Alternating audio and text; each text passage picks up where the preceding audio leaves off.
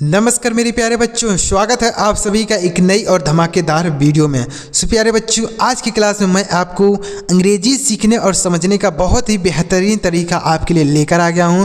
तो प्यारे दोस्तों, इस क्लास को आप शुरू से लेकर लास्ट तक जरूर देखिएगा।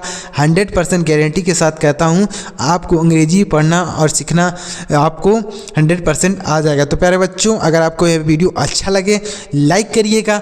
चैनल पर अगर आप हमारे पहली बार वीडियो को देख रहे हैं तो चैनल को भी सब्सक्राइब करके बेल का आइकन जरूर दबाइएगा। चलिए देखते हैं प्यारे दोस्तों, कैसे हम अंग्रेजी को पढ़ेंगे देखते हैं। तो यहाँ पर देखिए, इंग्लिश सीखने और समझने का बहुत ही बेहतरीन मंत्र आपके लिए लेकर आ गया हूँ। तो देखिए प्यारे बच्चों, यहाँ पर क्या है, RAIN MAIN GAIN PAIN FAIL TRAIN। तो आप देख रहे हैं कि हर शब्द में AI लिखा गया। क्या लिखा गया सर? AI। तो अगर दो कॉन्सोनेंट के बीच में, दो कॉन्सोनेंट समझते हैं कि नहीं समझते हैं? चलिए हम बता देते हैं।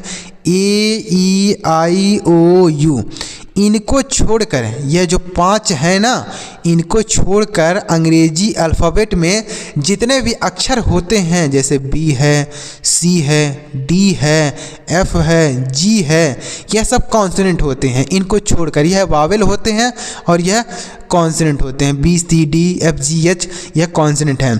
तो हमने आपको बताया कि अगर दो कॉन्सोनेंट मतलब जैसे मान लीजिए कोई B है और C है, अगर दो कॉन्सोनेंट के बीच में AI आता है, क्या आता है सर? यहाँ बीच में AI आ जाए दो कॉन्सोनेंट के बीच में, तो इसका जो उच्चारण होता है, मतलब इसको जो हम पढ़ते हैं हिंदी में, एक ही मात्रा पढ़ते हैं। क्या पढ़ते हैं सर?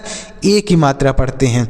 मतलब दो कॉन्सोनेंट बगल में हो और बीच में अगर AI आ जाए तो इसका उच्चारण जो होगा, AI का उच्चारण एक ही मात्रा के रूप में करेंगे। जैसे RAIN, तो R एक कॉन्सोनेंट है, N एक कॉन्सोनेंट है और उसके बीच में AI आ गया है, तो इसका उच्चारण एक ही मात्रा के रूप में करेंगे। जैसे R से लिखेंगे रॉ, N से लिखेंगे नो, और AI एक साथ है और बीच में है, तो इसके लिए एक ही मात्रा, यह हो गया रेन। RAIN रेन हो गया। उसी तरीके से MAIN, तो M से लिखेंगे माँ और N से लिखेंगे नो। AI एक साथ है, दो कॉन्सोनेंट के बीच में है, तो इसका उच्चारण एक ही मात्रा हो गया, तो यह हो गया मेन। इसे मैन नहीं मेन पढ़ेंगे। GAIN, तो G से हो गया गौ। AI एक साथ है तो इसका उच्चारण एक ही मात्रा, N से हो गया नो, यह गेन हो गया। GAN gain. PAIN, तो P से हो गया प, N से हो गया नो। AI एक साथ है और दो कॉन्सोनेंट के बीच में है, तो इसका उच्चारण एक ही मात्रा, यह पेन हो गया। FAIL, तो F से हो गया फो, L से लिखेंगे लो, AI का उच्चारण एक ही मात्रा, तो यह फेल हो गया। TRAIN, तो TR से लिखेंगे ट्रो, AI से एक ही मात्रा, N से नो, यह ट्रेन हो गया। TRAIN ट्रेन हो गया। समझ में आ रहा है प्यारे मित्रों? तो इसका उच्चारण, AI का उच्चारण एक ही मात्रा के रूप में करेंगे। Rain, main, gain, pain, fail, train. तो अगर दो कॉन्सोनेंट के बीच में अगर AI आता है तो इसका उच्चारण एक ही मात्रा के रूप में करेंगे। आगे देखिए प्यारे बच्चों, उम्मीद कर रहा हूँ आपको ये चीज़ समझ में आ गया। आगे देखिए, अब क्या है, FAIR CHAIR HAIR PAIR MAIR AIR। देखिए, अब हमने बताया ऊपर कि अगर AI एक साथ आए और दो कॉन्सोनेंट के बीच में आ जाए तो इसका उच्चारण एक ही मात्रा होता है। लेकिन अगर इसी के साथ R का यूज़ हो जाए, किसके साथ? इसी के साथ, यानी AI अगर आए उसके साथ अगर R लिखा जाए तो इसका जो उच्चारण होगा यह A नहीं होगा। तब क्या होगा सर? यानी अगर AI आए और उसके साथ ही R का यूज़ हो जाए तो इसका जो उच्चारण होगा किसका? AI का, वह ए के रूप में होगा। किसके रूप में? ए। कैसे सर? देखिए, FAIR, तो F से हो गया फ और AI है, इसके साथ R है, तो यह हो गया ए, और R से हो गया र, तो यह हो गया फेयर। इसे आप फेयर नहीं पढ़ेंगे, फेयर पढ़ेंगे। क्या पढ़ेंगे? फेयर। क्यों पढ़ेंगे? क्योंकि AI के साथ R का यूज़ अगर हो जाएगा तो इसका जो उच्चारण होगा AI का, वह ए के रूप में होगा। ए, तो मतलब ए की मात्रा लगा देंगे, इसके लिए मात्रा लगाएंगे और या लिखेंगे। ए की मात्रा लगाएं यहाँ पर और या लिख दिए, तो यह होगा फे, आर से हो गया र, फेयर। उसी तरीके से CHAIR, तो CH से लिखेंगे च, ए के साथ आर है तो ए लिखेंगे आर से र, तो यह हो गया चेयर। इसे चेयर तो नहीं पढ़ते हैं ना, चेयर पढ़ते हैं, चेयर नहीं पढ़ते हैं, फेयर नहीं पढ़ते हैं, फेयर पढ़ते हैं। उसी तरीके से HAIR, तो इसे हेयर पढ़ते हैं, हेयर तो नहीं पढ़ते हैं, ऐसा नहीं पढ़ते हैं ना। जैसे यहाँ पर पहला वाला नियम तो नहीं लगेगा ना, यहाँ पर पहला वाला नियम के अलग है। क्यों अलग है? क्योंकि इसके साथ आर है, आर अगर नहीं होता तो यही वाला नियम लगा देते, पहला वाला। तो इसे पढ़ेंगे, यस से हो गया ह, ए के साथ आर है, AI के साथ आर है तो इसका उच्चारण ए होगा। उसके बाद आर से र, तो यह हो गया हेयर। HAIR हेयर हो गया। PAIR तो पी से हो गया प, AI एक साथ है तो इसका उच्चारण ए के रूप में। उसके बाद र हो गया तो यह हो गया पेयर। PAIR पेयर हो गया। MAIR तो एम से लिखेंगे म, ए के साथ AI के साथ आर है तो यह होगा ए, आर से हो गया र, मेयर। AIR तो यह हो गया एयर, क्या हो गया? ईयर हो गया। तो आप देख रहे हैं प्यारे बच्चों कि कितना कन्फ्यूज़न है। अगर आप यह चीज़ नहीं समझ रहेंगे ना, आप गलती कर देंगे पढ़ने में, क्योंकि यहाँ पर भी तो AI है, यहाँ पर भी AI है, लेकिन इन दोनों का पढ़ने का तरीका अलग है। इसे रेन पढ़ रहे हैं लेकिन इसे फेयर नहीं फेयर पढ़ रहे हैं। इसे मेन पढ़ रहे हैं लेकिन इसे चेयर नहीं पढ़ रहे हैं, चेयर पढ़ रहे हैं। इसे गेन पढ़ रहे हैं लेकिन इसे हेयर नहीं पढ़ रहे हैं, हेयर पढ़ रहे हैं। पेन पढ़ रहे हैं लेकिन इसे पेयर पढ़ रहे हैं। तो ऐसा आप इसे पढ़ सकते हैं। तो AI के साथ अगर R का यूज़ हो जाए तो इसे हम ए पढ़ते हैं। क्या पढ़ते हैं? ए, मतलब इसको ए पढ़ेंगे। तो यह हो गया, ऐसा पढ़ सकते हैं। कैसे प्यारे बच्चों? Fair, chair, hair, pair, mayor, air, ऐसा पढ़ेंगे। उम्मीद कर रहा हूँ आपको यह चीज़ बहुत अच्छी तरीके से समझ में आ गया होगा। आगे देखिए, अब क्या है यहाँ पर देखिए, WEAK, BEAK, NEAT, LEAK, HEAT।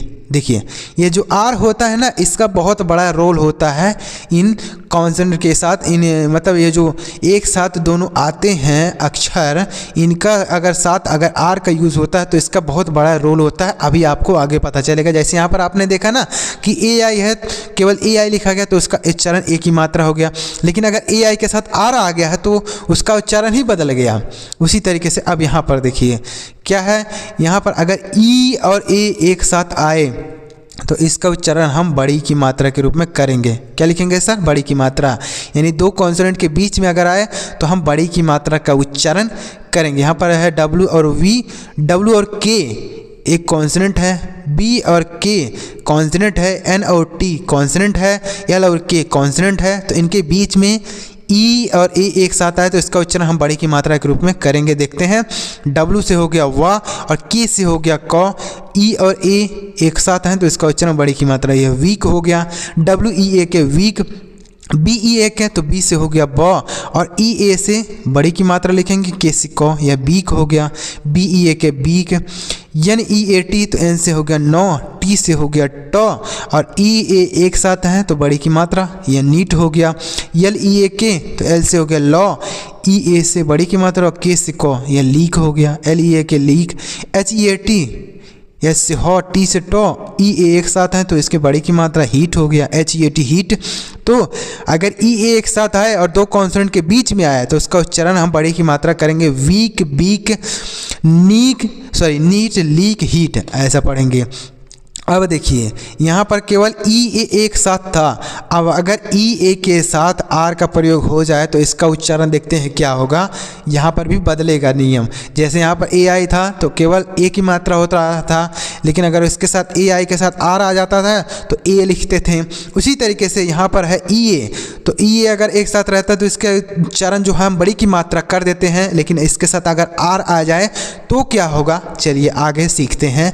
Video अगर आपको मज़ा आ रहा हो तो लाइक करिएगा, और अभी तक अगर आपने हमारे चैनल को सब्सक्राइब नहीं किया तो सब्सक्राइब जरूर कर लीजिए। इस तरीके से आपको कोई भी अंग्रेजी को पढ़ना और लिखना नहीं बताता है। आगे देखिए, अब देखिए यहाँ पर क्या है, हमने अभी पीछे बताया कि अगर ई और ए एक साथ हो तो इसका उच्चारण हम बड़ी की मात्रा करते हैं, लेकिन अगर इसी ई ए के साथ आर का यूज़ हो जाए, किसका यूज़ हो जाए सर? आर का, तो इसका उच्चारण क्या होगा?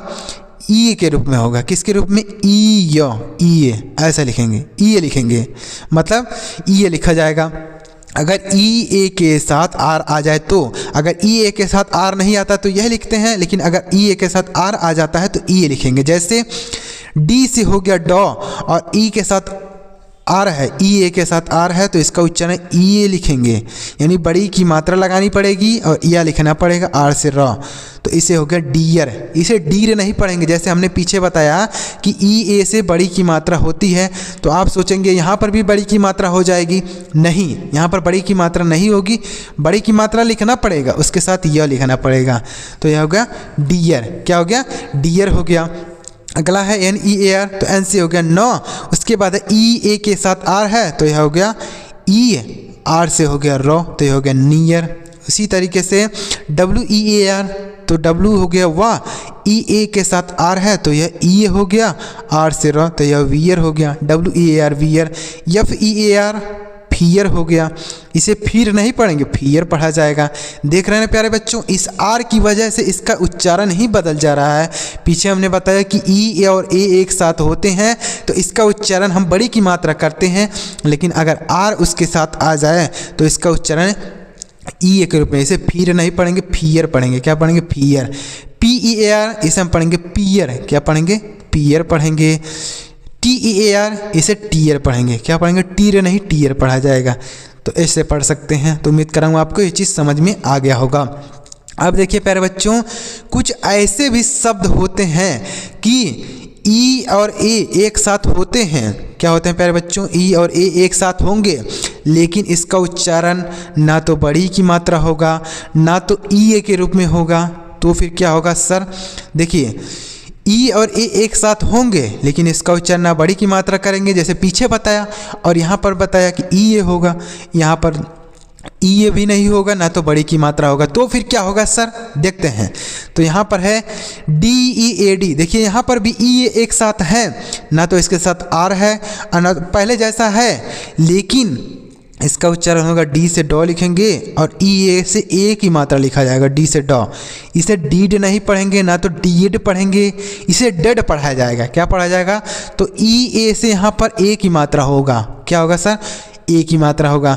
तो यह सब आपको कैसे आएगा प्यारे बच्चों कि कैसे हम सर समझ सकते हैं कि यहाँ पर कैसे ई ए होगा, कब ए होगा, कब बड़ी की मात्रा होगा। यह सब आपको प्रैक्टिस से आएगा। जितने ज़्यादा पढ़ने की प्रैक्टिस करेंगे उतना ज़्यादा आपको समझ में आएगा। तो यह हो गया डेड। ये उसके बाद क्या है? एच ई ए डी, तो एस से हो गया ह और डी से हो गया डॉ। अब यहाँ पर ई ए से बड़ी की मात्रा नहीं लिखेंगे, ए की मात्रा। तो यह हो गया head, H E A D head. B R E A D, तो बी से हो गया ब। क्या हो गया सर? बी से हो गया ब, आर से हो गया रॉ, ई ए से ए की मात्रा, डी से डॉ, यह ब्रेड हो गया। H E A L T H, तो इसे पढ़ेंगे health, H E A L T H health पढ़ेंगे। तो यहाँ पर ई ए से ए की मात्रा लिख रहे हैं। उसके बाद है H E A V E N, तो इसे पढ़ेंगे हेवन। क्या पढ़ेंगे? हेवन पढ़ेंगे, H E A V E N heaven. तो ई ए से बड़ी ई की मात्रा, बड़ी की मात्रा नहीं ए की मात्रा लिख रहे हैं। तो ऐसा भी से पढ़ सकते हैं। आगे देखिए प्यारे बच्चों, उम्मीद करना हुआ आपको ये चीज़ समझ में आ गया होगा।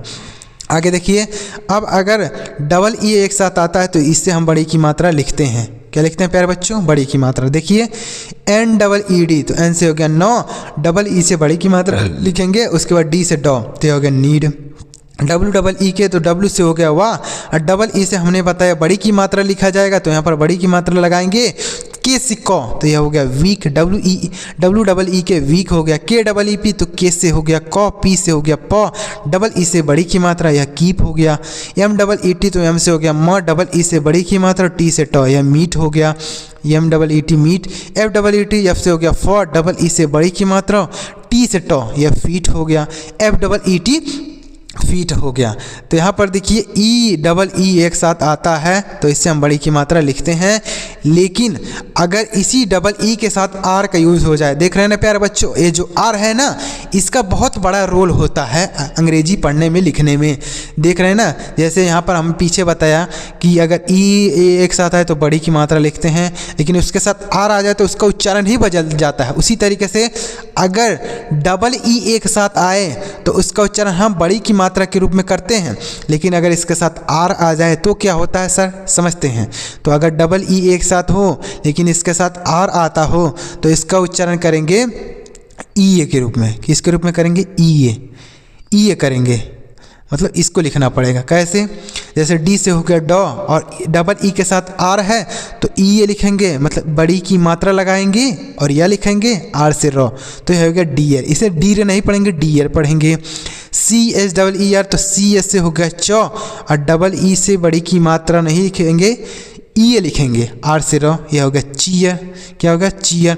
सी A R double E R, तो सी से हो गया कॉ, उसके बाद है आर, तो आर से लिखेंगे र, और डबल ई के साथ आर है तो इसका उच्चारण बड़ी की मात्रा और यह लिखेंगे आर से र, तो हो गया करियर। इसे करियर नहीं पढ़ेंगे, करियर। जैसे यहाँ पर हमने बताया कि बड़ी ई से, सॉरी डबल ई से बड़ी की मात्रा लिखते हैं, डबल ई से बड़ी की मात्रा लिखते हैं, लेकिन यहाँ पर बड़ी की मात्रा नहीं लिखा जाएगा, ई ए के रूप में करेंगे। जैसे यहाँ पर देखिए अगला शब्द क्या है, E N G I N double E R, तो इसे क्या पढ़ेंगे? इसे पढ़ेंगे इंजीनियर। क्या पढ़ेंगे? एन जी, उसके बाद एन से पढ़ेंगे नौ और डबल ई के साथ आर है तो ई ए के रूप में कर देंगे आर से रह, तो यह होगा इंजीनियर। क्या हो गया? इंजीनियर। तो देख रहे हैं प्यारे बच्चों, कितना मज़ेदार वीडियो आपके लिए लेकर आए थे। अगर आप इस तरीके से अंग्रेजी को पढ़ते हैं, अंग्रेजी को सीखते हैं, अंग्रेजी समझते हैं, आसान तरीके से अंग्रेजी पढ़ पाएंगे, लिख पाएंगे, वरना आप अंग्रेजी पढ़ने में लिखने में गलती कर देंगे। तो प्यारे दोस्तों, अगर आपको वीडियो पसंद आया लाइक करिएगा, और अभी तक अगर आपने हमारे चैनल को सब्सक्राइब नहीं किया था तो सब्सक्राइब कर लीजिए। इसी तरीके से आपको अंग्रेजी सीखने समझने का वीडियो मिलता रहेगा। चलिए मिलते हैं प्यारे दोस्तों अगली वीडियो में किसी नई टॉपिक के साथ। वीडियो देखने के लिए आपका बहुत बहुत धन्यवाद।